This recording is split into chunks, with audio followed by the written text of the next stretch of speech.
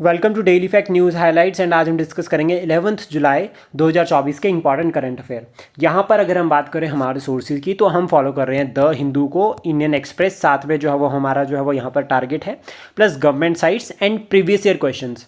और हम फोकस कर रहे हैं साथ में स्टैटिक फैक्ट्स पर कि करंट अफेयर से जुड़े हुए जितने भी स्टैटिक फैक्ट्स हैं उनको हम साथ में कवर करेंगे, क्योंकि अभी न्यू ट्रेंड के अकॉर्डिंग जिस तरह से एग्जाम्स में क्वेश्चन पूछे जा रहे हैं, हमें जो है वो स्टैटिक करंट को पढ़ना बहुत ज़रूरी जो है वो हो जाता है एग्जाम के लिए। अगर आप हमारे साथ नए जुड़े हो तो आप हमारे इनिशिएटिव को सब्सक्राइब कर सकते हैं, साथ में शेयर कर सकते हैं। तो चलिए डिस्कस करते हैं important current affairs of the 11 जुलाई 2024। यहाँ पर सबसे पहले याद रखना कि जो 12th एडिशन जो हमारी फर्स्ट न्यूज़ है उसमें हमें 3-4 टॉपिक्स को एक साथ पढ़ना है। 12th edition of the joint defence cooperation committee meeting between India and UAE. India और यूएई के बीच में जो है वो ये मीटिंग हुई है, और ये मीटिंग कहाँ पर हुई है? अबू धाबी में। तो पहला पॉइंट हो गया कि हमें ये मीटिंग का याद रखना है, एडिशन 12th, और कहाँ पर हुआ है? अबू धाबी में। किसके बीच में? इंडिया और यूएई के बीच में। दूसरा पॉइंट हमें यहाँ से याद रखना है कि यहाँ पर मेन फोकस किस पर किया जा रहा है। तो यहाँ पर जो मेन टारगेट है वो है बाइलेटरल डिफेंस और सिक्योरिटी कॉपरेशन। यहाँ पर इन दोनों पर जो है वो फोकस किया जा रहा है। देन उसके बाद थर्ड पॉइंट आता है जो स्टैटिक करंट है, जो चेंज नहीं हो सकता, कि इन दोनों के बीच में कौन सी जो है वो नेवल एक्सरसाइज हो रही है यहाँ पे। तो एक्सरसाइज का नाम है एक्सरसाइज गल्फ स्टार 1, और दूसरी है जैद तलवार। जैद तलवार एक बार पूछी गई पेपर में कि ये किन दो कंट्रीज़ के बीच में होती है, तो ये होती है इंडिया और यूएई के बीच में। फिर हमें जो थर्ड पॉइंट याद रखना है वो है यूएई, कि हमें बेसिक यूएई के बारे में पता होना चाहिए जोग्राफिकल पॉइंट ऑफ व्यू से। लोकेशन पर अगर हम चलते हैं सबसे पहले तो अरेबियन पेनिसुला में जो है वो ये लोकेटेड है, यानी कि एक तरह से अरेबियन कंट्री है। और सबसे इंपॉर्टेंट पॉइंट कि अगर हम मैप सेक्शन के पॉइंट ऑफ व्यू से देखें तो हमें नॉर्थ में यहाँ पर पर्शियन गल्फ और गल्फ ऑफ ओमान में देखने को मिलेगी। ईस्ट में अगर हम यहाँ पर बात करें तो ओमान है, और साउथ में अगर हम यहाँ पर चलते हैं तो सऊदी अरेबिया। तो ये चार इंपॉर्टेंट जो है वो यहाँ पर जो है वो बॉर्डर, मतलब जो इसके बॉर्डर रीजन्स हैं, जो हमें एग्जाम में जो है वो पूछे भी जाते हैं और हमें माइंड में रखने बहुत ज़रूरी हैं। देन उसके बाद नेक्स्ट टॉपिक आता है फाइनेंशियल स्टेबिलिटी रिपोर्ट। ये रिपोर्ट रिलीज करता है आरबीआई, बहुत इंपॉर्टेंट है। एक बार एग्जाम में पूछा भी गया है कि financial stability report in India release by the RBI, मतलब कौन रिलीज करता है, इस तरह से क्वेश्चन जो है वो पूछा गया है। आरबीआई की अगर हम बात करें, रिजर्व बैंक ऑफ इंडिया, ये कौन से ईयर में बना है, इसका आंसर आप कमेंट बॉक्स में कर सकते हैं। प्लस साथ में ये याद रखना कि 1949 में इस बैंक को नेशनलाइज्ड किया गया है। देन उसके बाद नेक्स्ट टॉपिक है ग्लोबल एनर्जी इंडिपेंडेंस डे। ये सेलिब्रेट किया जाता है 10 जुलाई को, और थीम की अगर हम बात करें 2024 के लिए, यहाँ पर है energy transition now embarrass the future, जो है वो थीम है यहाँ पर 10 जुलाई ग्लोबल एनर्जी इंडिपेंडेंस डे की। ये बहुत इंपॉर्टेंट है, पूछा जा सकता है।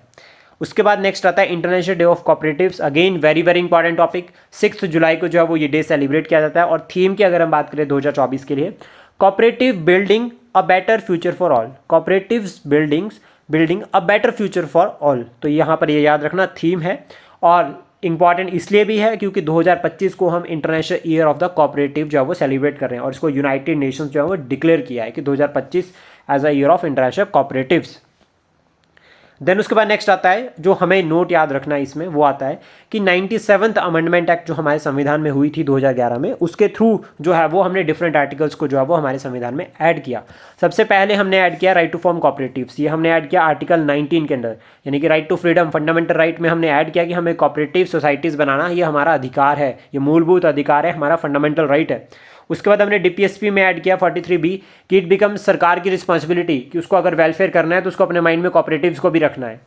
तो 43B एग्जाम में ऐड किया, सॉरी डीपीएसपी में ऐड किया यहाँ पे, और एग्जाम में पूछा भी गया है ये काफ़ी बार। देन उसके बाद यहाँ पर न्यू पार्ट एक ऐड किया गया 9B, और 9B में जो टाइटल दिया गया वो दिया गया द कोऑपरेटिव सोसाइटीज़, और इसमें आर्टिकल्स आ रहे हैं 243ZH से लेकर 243ZT के बीच के जो आर्टिकल्स है वो आपके कोऑपरेटिव सोसाइटीज़ के साथ लिंक करते हैं। और सबसे इंपॉर्टेंट 2021 में यूनियन मिनिस्ट्री ऑफ कॉपरेशन भी यहाँ पर जो है एस्टेब्लिश की गई है। देन उसके बाद नेक्स्ट आता है वर्ल्ड पॉपुलेशन डे, 11 जुलाई को सेलिब्रेट किया जाता है, और थीम की अगर हम बात करें यहाँ पर तो leave no one behind, count everyone. किसी को नहीं छोड़ना है, सबको काउंट करना है। लेकिन हमारा जो 2021 का पॉपुलेशन सेंसस है वही नहीं हुआ है, अभी हम 2011 वाला ही फॉलो कर रहे हैं। और सबसे पहले अगर पॉपुलेशन सेंसस की अगर हम बात करें तो भारत में 1881 में जो है वो कंप्लीट हुआ था, 1871 से शुरू होकर। तो ये इंपॉर्टेंट है, 10 साल बाद जो है वो हर एक सेंसस होता है जो हमारी जो है वो काफ़ी जो फ्रेमवर्क है regarding your finances distribution and seeds allocation, ये सब जो है वो पॉपुलेशन सेंसस के ऊपर डिपेंड करती है। उसके बाद नेक्स्ट यहाँ पर ही इसमें अगर हम बात करें कि ये जो एस्टेब्लिश्ड हुआ था वर्ल्ड पॉपुलेशन डे की, अगर हम बात करें, इसको एस्टेब्लिश किया था यूनाइटेड नेशंस ने 1989 से ऑब्जर्व करना शुरू कर दिया है। उसके बाद स्ट्रेंजर मिसाइल की अगर हम बात करें, ये मैन पोर्टेबल मिसाइल है, man portable surface to air missile. So surface to air missile है तो ज़्यादा रेंज नहीं होगी, पहला पॉइंट याद रखना। और ये मिसाइल सिस्टम किसका है? यूएसए का। मैकेंजी रिवर न्यूज़ में है, और न्यूज़ में होने का कारण क्या है कि वाटर लेवल जो है उसमें काफ़ी कम हो गया है। ये सेकेंड लॉन्गेस्ट रिवर है नॉर्थ अमेरिका की after Mississippi river. Mississippi river जो है वो पहली जो है वो लॉन्गेस्ट रिवर है। और मिसिसिपी रिवर जो है वो ड्रेन कहाँ होती है, इसका आंसर आप कमेंट बॉक्स में कर सकते हैं। कनाडा की जो है वो ये मैकेंजी रिवर जो है वो लार्जेस्ट रिवर है, लॉन्गेस्ट रिवर भी कनाडा की है और लॉन्गेस्ट रिवर बेसिन भी है। और वर्ल्ड लेवल पर अगर बात करें तो बेसिन की फॉर्म में 10th जो है वो यहाँ पर जो है वो रैंक आता है मिसिसिपी रिवर का। ये ड्रेन करती है, कहाँ पर गिरती है? ब्योफर्ट सी में, और Beaufort sea is a part of Arctic ocean. उसके बाद नेक्स्ट आता है इंडिया 2024 ग्रोथ, मतलब जो जीडीपी प्रोजेक्शन है हमारी, मूडीज़ ने कहा है कि हम 6.8% ही ग्रो करने वाले हैं 2024 के लिए। उसके बाद नेक्स्ट आता है भोज वेटलैंड। भोज वेटलैंड की अगर हम बात करें, रामसर साइट है मध्य प्रदेश में। रामसर साइट रामसर कन्वेंशन 1971 में हुआ था, और इस कन्वेंशन के तहत जो है वो अभी प्रेजेंट टाइम में अगर हम बात करें, भारत में 80 जो है वो रामसर साइट्स है इंपॉर्टेंट, जिसमें तमिलनाडु में जो सबसे ज़्यादा है। देन उसके बाद दूसरे नंबर पर आता है यूपी, उत्तर प्रदेश दूसरे नंबर पर आता है। ये दोनों बहुत ज़्यादा इंपॉर्टेंट है।